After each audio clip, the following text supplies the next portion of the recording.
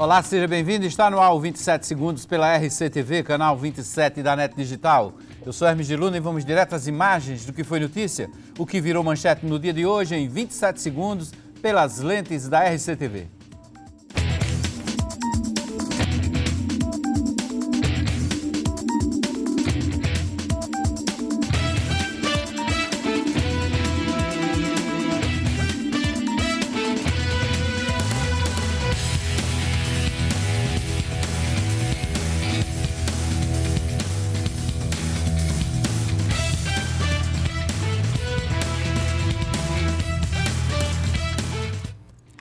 Hoje aqui nos estúdios eu recebo o deputado estadual Nabor Vanderlei, ele que é do PMDB, nessa entrevista ao vivo aqui na RCTV. Vamos falar da situação do PMDB, da sua atuação política na Assembleia Legislativa e da situação da região que ele polariza ali com sua base política, que é a região de Patos, da região dos Espinharas. Vamos conversar sobre tudo isso com o deputado estadual Nabor Vanderlei a partir de agora. Boa noite, deputado. Bem-vindo mais uma vez aqui à RCTV ao 27 Segundos. Boa noite, Hermes. Boa noite aos telespectadores, ouvintes, telespectador da TV Correio, da RCTV.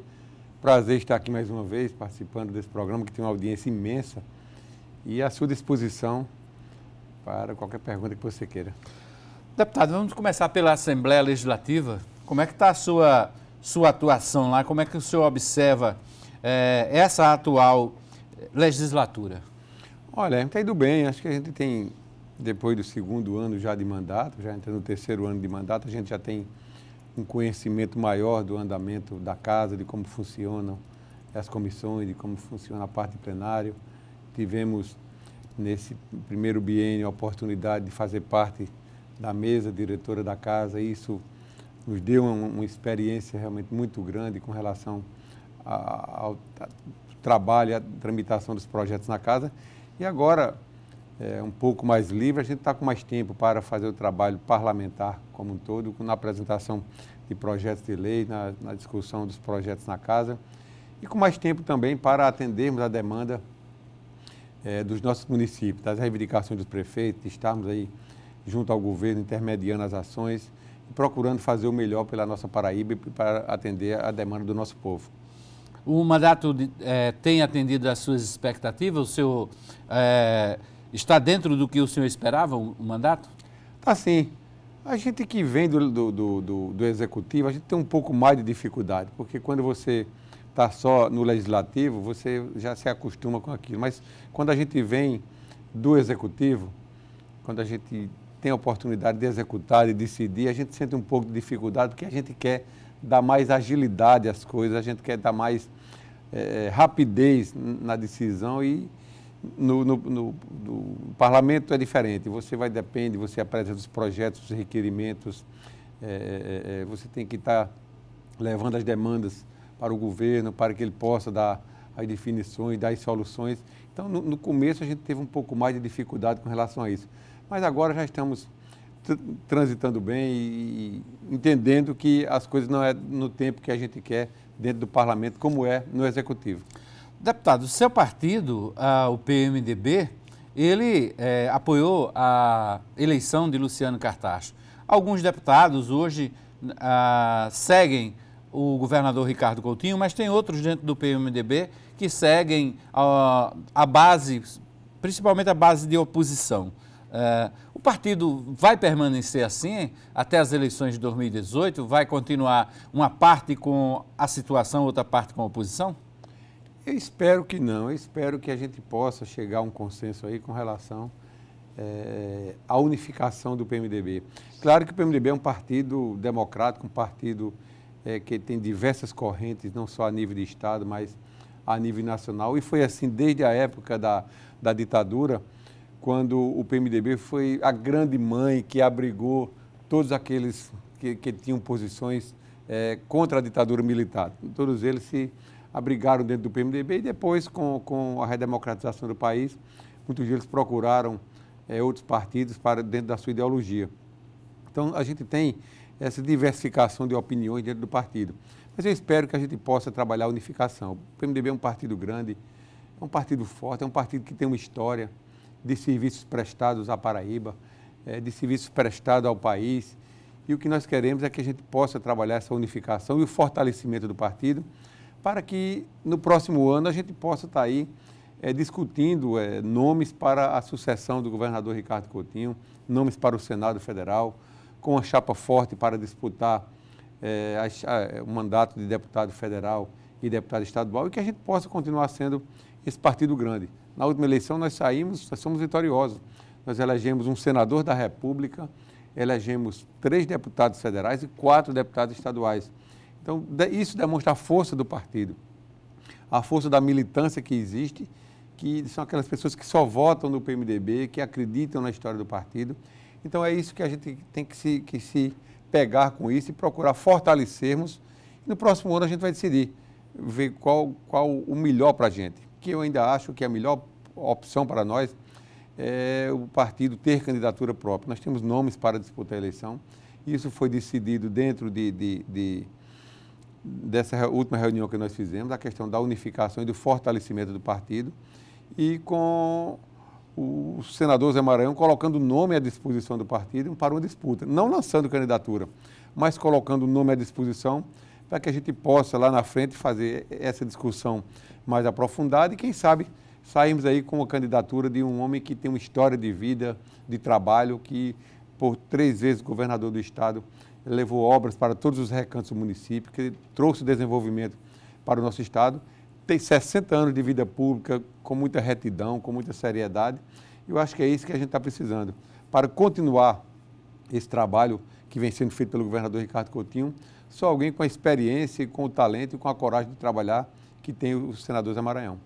Ok, deputado, estou fazendo a transmissão aqui também de um trecho da entrevista no Facebook, vamos encerrar aqui essa primeira parte da entrevista, porque a gente vai também a um intervalo e volta aí em seguida conversando com o deputado estadual Nabu Vanderlei do PMDB. Fique ligado e a gente volta em seguida, é rapidinho.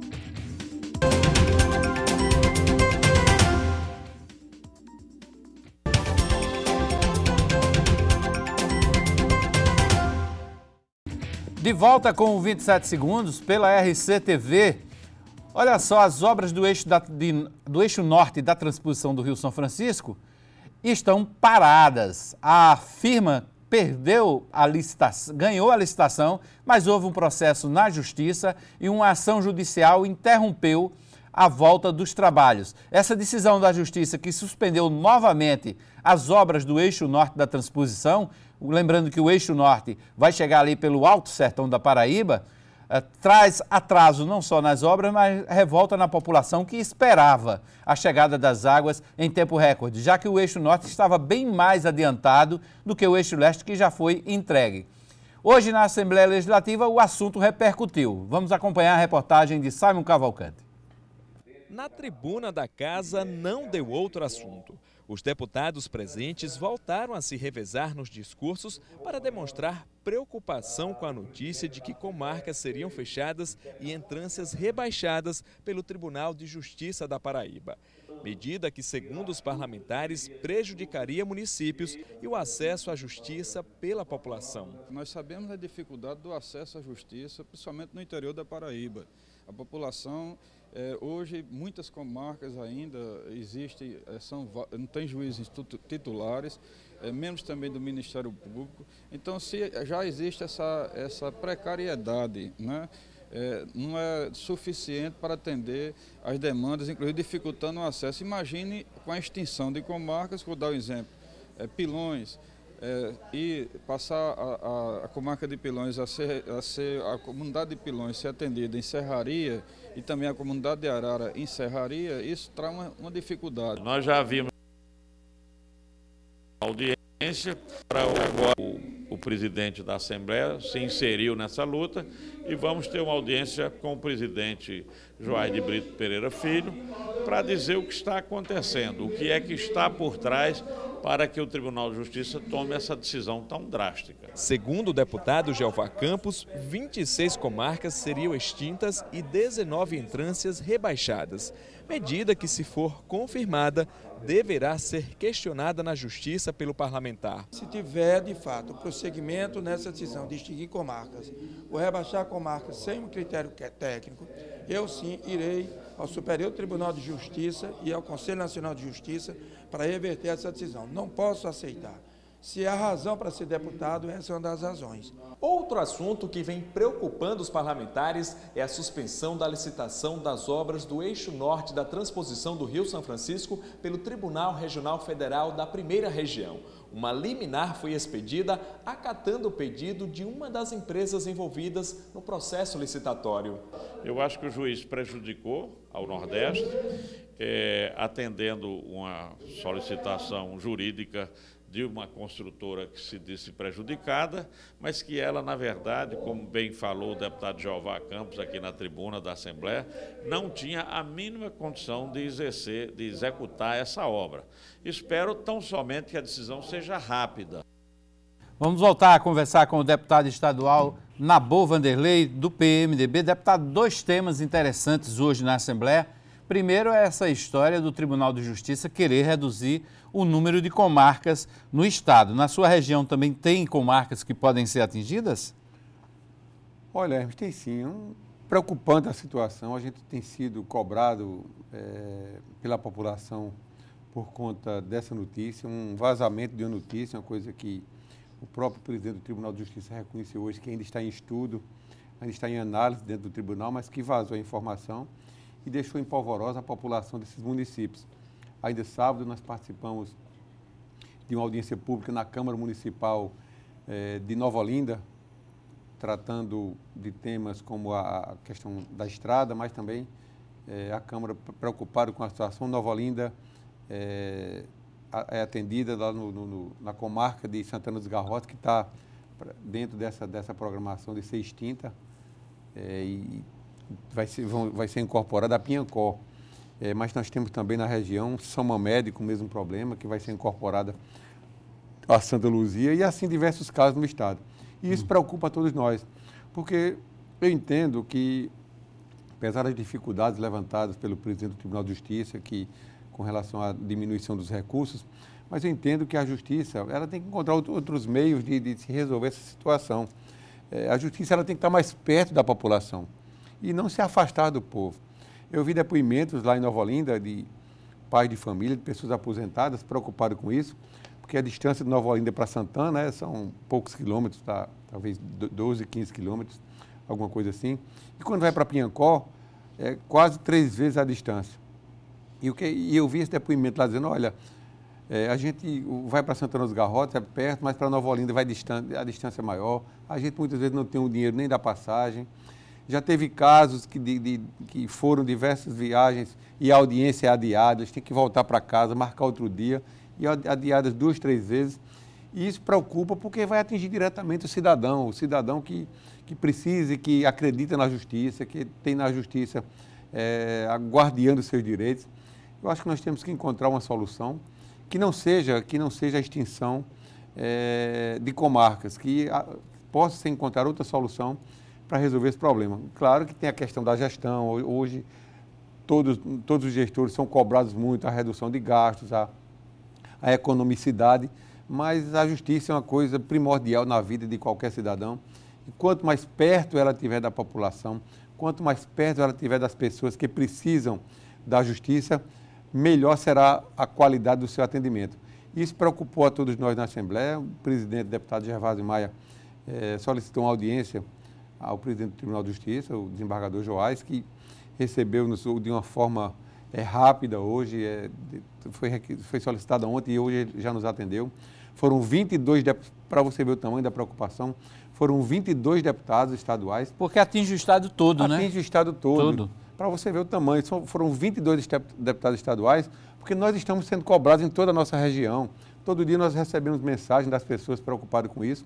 E na hora de se criar uma vara, na hora de se criar uma comarca, a Assembleia participa, a Assembleia quem autoriza, e porque nesse momento em que vai haver extinção, nós não vamos participar desse processo. Então foi isso que nós levantamos lá, mas eu acredito que os desembargadores, que o Conselho vai encontrar uma solução que não seja o fechamento dessas comarcas. Comarcas históricas, por exemplo, a comarca de Coremas, onde nós somos votados, tem 63 anos, mas tem delas aí com mais de 100 anos de existência. Já faz parte da história e da vida do município e da região, e de repente essa comarca ser extinta, isso gera, de qualquer forma, um problema social para essa região. E a gente espera que isso possa ser resolvido realmente. E outro problema é essa preocupação com relação ao eixo norte da transposição. Isso. Que é outra preocupação. A Justiça precisa entender que nós estamos passando por uma crise hídrica muito grande. Patos mesmo, nós estamos numa situação que se não se fizer uma adutora de Coremas até a tomada d'água da transposição, nós não teremos, a partir de julho, agosto, a gente não vai ter mais água. A região de Cajazeiras e Souza passa pelas mesmas dificuldades. Então a gente não pode, claro que temos que fazer a licitação da forma mais correta possível, da forma que tenha a economicidade realmente com questão dos preços, mas que se possa ser resolvido tudo, a Justiça tem que entender isso.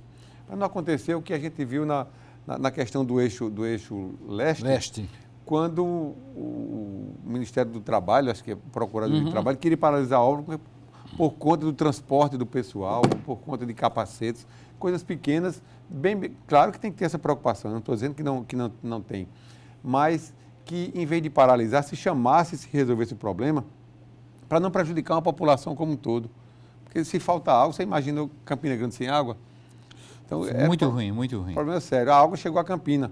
Agora a gente quer que a água chegue ao sertão, que se conclua o eixo norte, que a água possa entrar lá para São José de Piranhas e atender aí a região de Cajazeiras, de Souza, descendo pelo Rio Piranhas até o Rio Grande do Norte, e que a gente possa lutar também pela construção do terceiro eixo, que vai interligar o eixo norte e a Coremas, para que o maior manancial do nosso estado também seja abastecido, para que o Vale do Piancó também receba as águas da transposição, que possa abastecer Patos e toda a região do Vale do Sabugi através da adutora. Quando a gente esperava que se fosse da ordem de serviço, a gente vê a Justiça aí suspendendo toda a parte de licitação para que se justifique aí, que se recorra da decisão, e isso deve atrasar aí no mínimo 30 dias ou mais o início dessa obra e vai com certeza retardar a chegada da água à Paraíba. Engraçado é que o eixo norte estava muito mais adiantado do que o eixo leste, né? Pois é uma obra bem mais fácil, não tem tantas estações elevatórias, é uma obra mais fácil de ser feita. Eu acho que são 140 quilômetros que falta ser feito, que essa obra está paralisada e prejudicando a Paraíba, prejudicando o Rio Grande do Norte e prejudicando o Ceará. Porque as informações que nós temos é que Fortaleza está para entrar em colapso. Situação crítica, situação mais crítica. ou menos passando pelo que Campina Grande estava passando. E Fortaleza é uma Só proporção... que Campina Grande está com a água chegando ali na porta, né? A água já está em Campina, mas imagina a capital do estado como o Ceará, uma cidade turística. Uma cidade desenvolvida, passando por um colapso de água. Então a gente precisa ter a sensibilidade e o bom senso de fazer com que as coisas andem com mais rapidez. Verdade. Deputado, deixa eu registrar aqui a audiência do José Vieira Neto, do Pedro Advíncula Falcão Cordeiro. O Pedro está dizendo aqui, coloca a Justiça para trabalhar, que resolve rápido. A Fátima Lima, que é lá de Catolé do Rocha, nos assistindo. Roberto Porto Chaves, João Vitor Mendonça, Ivone Fernandes, Fábia Carolino, nos acompanhando aqui nessa entrevista no 27 Segundos, na RCTV. No Twitter e no Instagram, o perfil é o mesmo, @RCTV_canal 27. Você participa e interage com a gente também. Hoje nós estamos conversando ao vivo com o deputado estadual Nabor Vanderlei, que é do PMDB. Nosso Facebook, você acompanha também a transmissão de trechos da entrevista, é Rede Correio TV. Rede Correio TV, você assiste ali também a transmissão ao vivo dessa entrevista com o deputado Nabor Vanderlei. Nós vamos ao intervalo e a gente volta em seguida com o terceiro bloco do 27 Segundos ao vivo aqui na RCTV.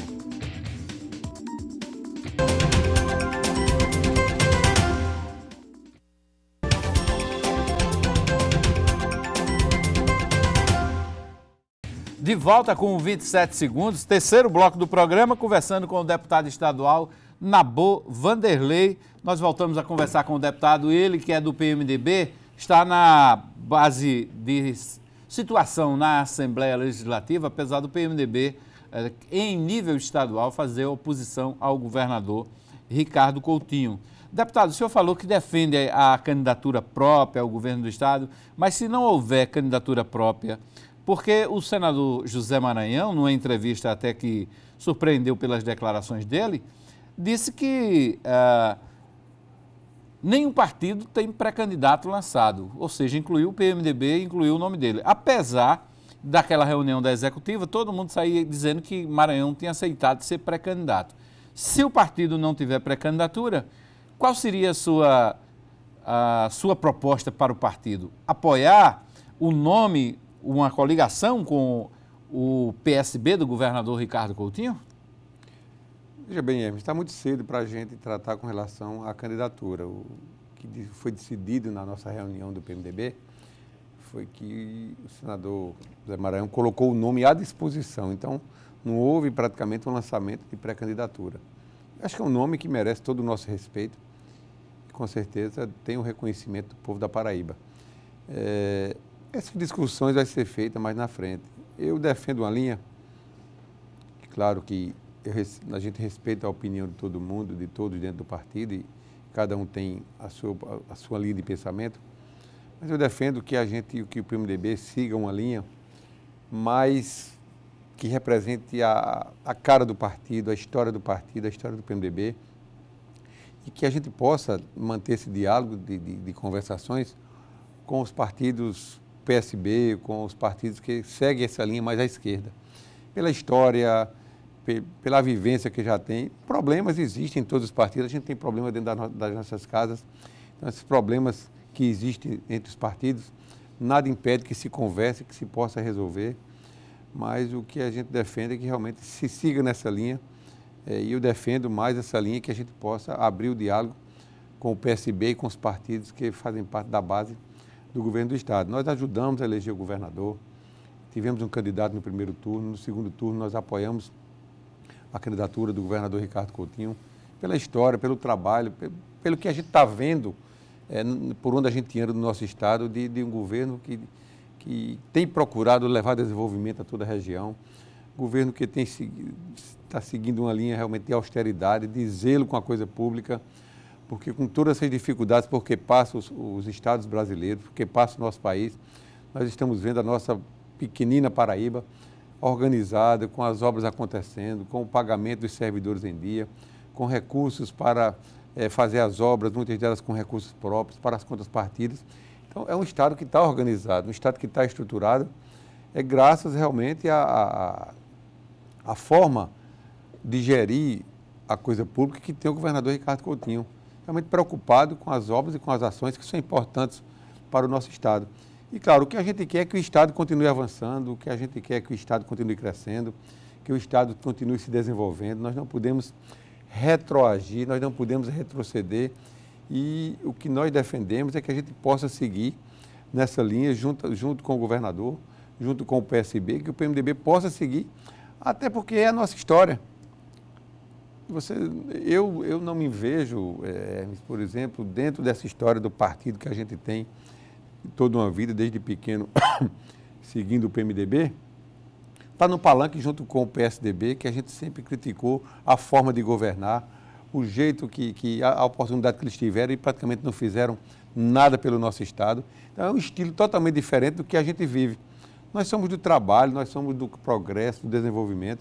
O PMDB tem essa história, o PSB tem essa história. Então, a gente tem essa união, essa aproximação pela forma que nós temos de governar e de querer o bem do nosso Estado. Uhum. Certo. O senhor fala do PSDB porque também PMDB e PSDB, as divergências são muito fortes pelo interior, né? Lá em Patos, por exemplo, a disputa é entre PMDB e PSDB. O PMDB governava, agora o PSDB está na gestão, não é? Existe essa diferença. É o que eu falei, é uma diferença que não é da agora, é uma diferença que vem de muito tempo. Nós não temos como unificar isso lá em Patos, nós temos problemas em Campina Grande, nós temos em Guarabira, nós temos em outras cidades do Estado, porque foi isso que foi construído ao longo do tempo. É um discurso que nós montamos ao longo do tempo, de formas diferentes de se governar, de formas diferentes de pensar, de formas diferentes de agir, de se trabalhar, e agora não tem como a gente chegar para o nosso eleitor, chegar para aquelas pessoas que a gente sempre teve esse discurso e dizer, não, agora o que a gente dizia deles não acontecia, eles são as pessoas melhores, eles sabem trabalhar e vamos estar todo mundo abraçado aqui. Não é, são estilos diferentes, são formas diferentes, que eu não concordo e não aceito, que a gente, pelo menos a nossa opinião, que nós temos que estar juntos. É água e óleo. É água e óleo, não só com relação à política, mas água e óleo com relação às formas de trabalhar e a forma de governar e a forma de fazer política. Por falar em Patos, qual é a avaliação que o senhor faz aí dos 100 primeiros dias do atual governo, lá em Patos? Olha, o que eu vejo, o que eu tenho escutado, eu até fico um pouco receoso de dar esse depoimento, que às vezes acham que é porque nós disputamos a eleição e que a gente está criticando. Mas o que a gente está vendo, Hermes, é que até agora, nesses 100 e poucos dias de governo, muito pouca coisa foi feita. Nós não vimos nenhuma ação que possa ser de relevância no governo, que a gente possa estar aqui elogiando. Isso eu tenho escutado da maioria do povo de Patos. Ainda sábado passado eu estava visitando o mercado e eu vi muitas críticas, principalmente com relação à saúde, à educação, às obras que estão em andamento. O prefeito lança um folder com 100 dias de governo e todas as obras que ele elenca lá foram obras, muitas delas planejadas por mim quando ainda era prefeito e em execução no governo de Francisca, que por conta dessa crise o governo federal atrasou o reparto dos recursos, mas de obra nova, de ações novas, a gente não viu praticamente nenhuma. São obras, por exemplo, como os calçamentos, que fomos nós que planejamos, como o teatro, que foi iniciado, foi planejado e preparado na época em que éramos prefeitos, como a Vila Olímpica, como campos de futebol, como toda a estrutura de obras e ações de creches, de unidade de saúde, todas elas planejadas quando eu ainda era prefeito e executadas pelo governo de Francisca, e que as obras que ele está apresentando são essas.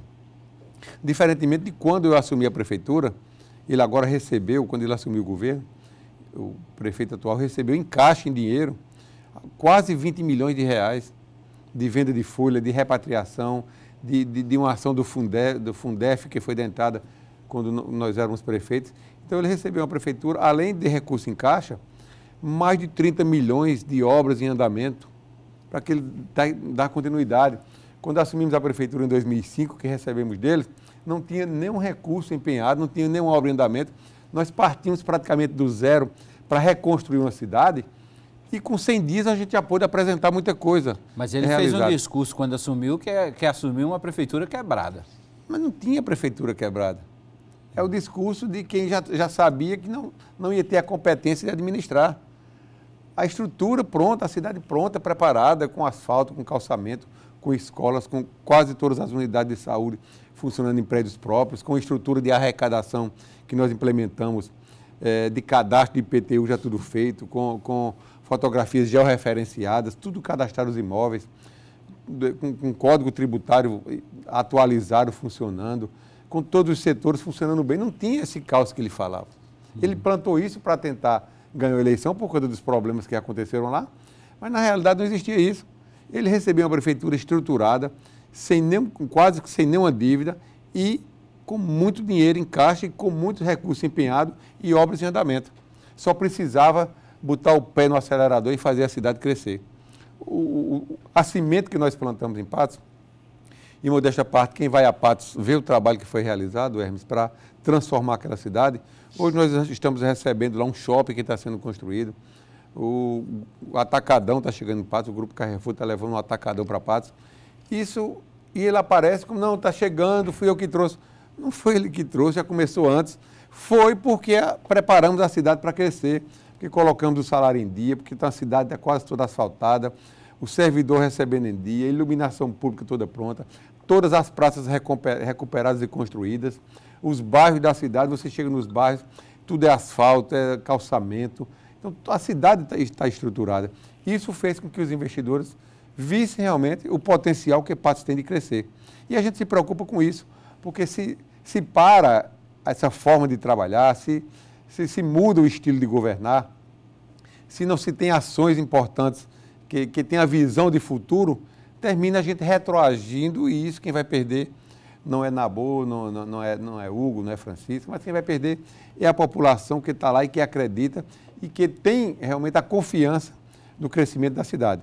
Eu, sinceramente, já me coloquei à disposição, o próprio deputado Hugo Mota também, de procurarmos ajudar, porque eu não sou daqueles que torcem para que quanto pior, melhor. Eu quero que dê certo, porque dar certo não é não é o prefeito, mas é a nossa cidade, é a nossa casa. Eu quero que ela cresça, eu quero que ela se desenvolva. Estamos aqui prontos para ajudar, contribuir e colaborar com o progresso da cidade. Ainda hoje fizemos isso.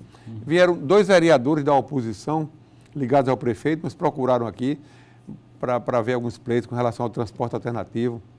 Eu os recebi no gabinete, os acompanhei. Depois fomos numa audiência com o comandante-geral de polícia, eles preocupados com relação à patrulha rural, para que possa fazer um trabalho mais nas comunidades rurais.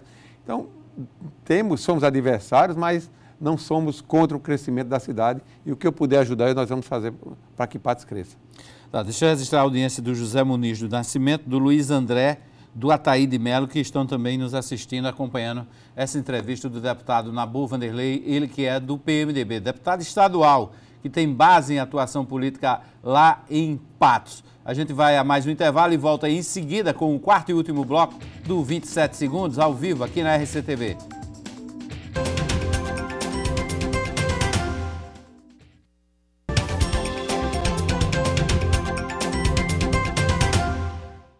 De volta com 27 Segundos pela RCTV, nós estamos ao vivo conversando com o deputado estadual Nabu Vanderlei, do PMDB. O deputado tem atuação política lá em Patos. Nós falamos no bloco anterior dos problemas com a licitação no eixo norte da transposição de água do Rio São Francisco. Também muito se fala sobre um terceiro eixo, uma terceira vertente de chegada de água pela Paraíba, que entraria pela região do Piancó.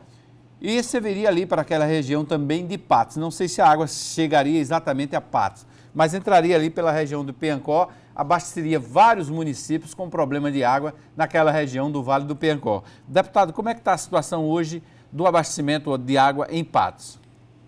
Olha, preocupante. Nós já tratamos desse tema por 2 vezes na Assembleia.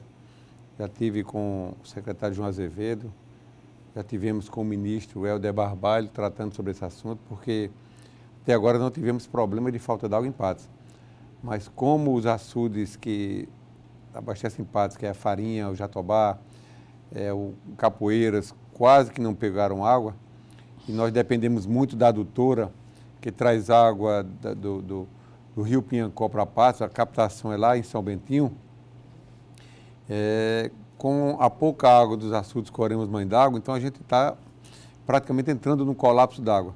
A saída, Hermes, se caso não venha mais chuva e continuar desse jeito, é uma adutora de engate rápido, porque hoje a água de Coremas, você solta água no rio, até a captação e até chegar ao Rio Grande do Norte.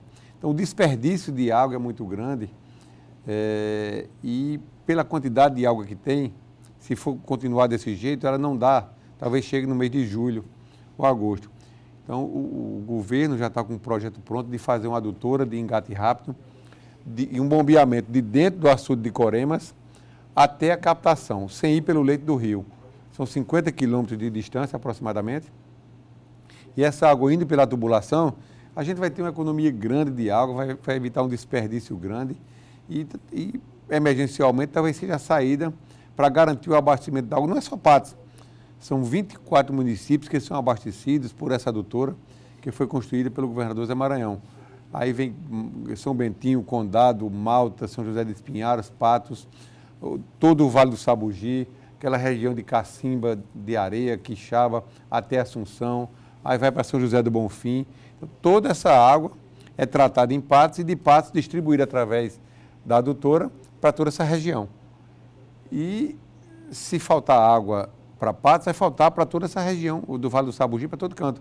Então, é a saída da adutora, inclusive eu vi o orçamento da obra da construção dessa adutora, são 58 milhões de reais, que já tem uma garantia do ministro da Integração de que vai liberar esses recursos. O deputado Hugo Mota está tratando disso lá em Brasília, que vai liberar esses recursos para a construção dessa adutora. E aí vem o que você falava, a luta pela construção do terceiro eixo da transposição. Terceiro eixo, a água vai entrar por Conceição e aí vai garantir água para todo o Vale do Piancó, todos os municípios do Vale do Piancó, vai abastecer Coremas, de Coremas vai sair para abastecer Pombal, Patos e toda a região. Então a saída é essa, tem que ser feita. E além do mais, Hermes, você imagina a Paraíba com os 3 eixos da água, quando estiver pronto, o eixo leste, o eixo norte e o terceiro eixo de Coremas, se fizer um trabalho, um planejamento na área de irrigação, com tecnologia para você ter o bom uso da água, a Paraíba está com a oportunidade única de crescimento e de desenvolvimento jamais vista, de geração de emprego, da gente fazer com que o homem volte para o campo, volte para trabalhar. Basta que o governo incentive, que dê as condições, que dê o conhecimento tecnológico para os projetos de irrigação. A gente vai gerar desenvolvimento no Estado que, quando tiver tudo pronto, com 5, 6 anos após, se trabalhar direitinho, esse Estado vai ser outro em termos de geração de emprego, em termos de geração de renda, em termos de desenvolvimento, principalmente no setor agrícola. A Paraíba vai ser o Estado mais beneficiado, porque são 3 entradas que nós vamos ter das águas e com isso a gente vai ter condições de trabalhar. O povo é trabalhador, o povo da Paraíba gosta de trabalhar, o homem do campo está aí com vontade de produzir e nós vamos ter a matéria-prima principal para gerarmos emprego e renda, que é a água. Eu tenho certeza que, da forma como se está trabalhando, com os projetos que estão sendo feitos, inclusive o secretário João Azevedo já está tendo essa preocupação de fazer todo esse planejamento, identificar quem são aí os produtores, como é que se vai trabalhar, já aqui no Rio Paraíba e, consequentemente, lá para o Rio Piranhas e o Rio Piancó. Então, nós vamos crescer de uma forma muito rápida. A Paraíba está organizada. Se conseguirmos implementar esse grande projeto de produção agrícola, o Estado da Paraíba daqui a alguns anos vai ser outro totalmente diferente em termos de arrecadação, de geração de emprego e renda. Deputado, me permita, eu vou voltar um pouco para a pauta política. O senhor disse no bloco anterior de que era PMDB e PSDB pelo interior do Estado, é como água e óleo, não se misturam. Mas e com o PT? O senhor tinha um vice do PT que passou, aliás, a gestão anterior de Patos, tinha um vice do PT que era a PMDB, a prefeita Francisca Mota, tinha um vice do PT que assumiu temporariamente a prefeitura e que fez algumas críticas à gestão de Francisca Mota, do PMDB. Tem como aliar PT e PMDB lá em Patos? Olha, eu não vejo problema, eu tenho um bom relacionamento com o pessoal do PT lá de Patos. Claro, tivemos divergência na campanha, porque respeitamos a posição deles, eles tiveram uma posição diferente da nossa. Do jeito que eles nos criticaram, nós também criticamos a gestão deles, mas tudo de uma forma democrática, sem se levar para o lado pessoal. E tem uma boa convivência com Lenilde, que era o vice-prefeito, e com todo o PT. Claro que tem essa pauta nacional que talvez dificulte um pouco, mas em Patos nós não temos nenhum problema de relacionamento com o PT. De forma alguma, nada que atrapalhe uma conversa, um diálogo mais na frente. Falar em pauta nacional, o senhor acha que o governo Temer está indo pelo caminho certo, enfrentando o mesmo desgaste, mas está fazendo as reformas? Essas reformas, o Brasil precisa mesmo delas? Olha, o presidente Michel Temer está tendo a coragem de tomar as decisões que deveriam ser tomadas há muito tempo atrás. O presidente Lula foi